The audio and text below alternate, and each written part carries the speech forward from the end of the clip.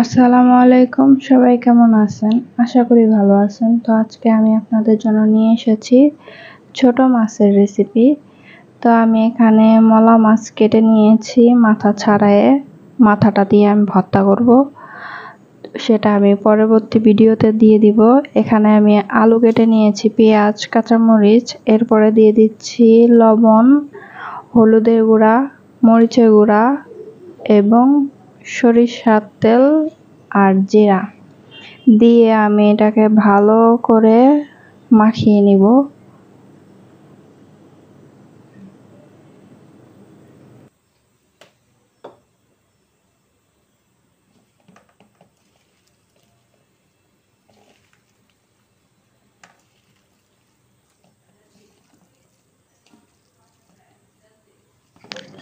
এরপরে মাখানো শেষ করে এখানে আমি দিয়ে দিচ্ছি ছোট মাছ, দিয়ে তারপরে ভালো করে মাখিয়ে নিব।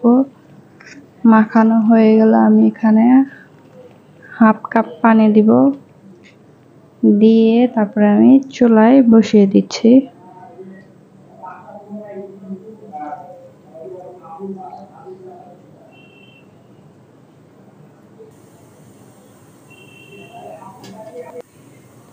তো দেখতেই পাচ্ছেন আমার রান্না প্রায় শেষ। তো আপনাদের কাছে যদি ধনিয়া পাতা থাকে এই পর্যায়ে ধনিয়া পাতাটা দিয়ে দিবেন। তো আমার কাছে ছিল না, তাই আমি এটাকে স্কিপ করছি। তো এটা হচ্ছে আমার ফাইনাল লুক। তো সবার কাছে কেমন লাগলো অবশ্যই জানাবেন।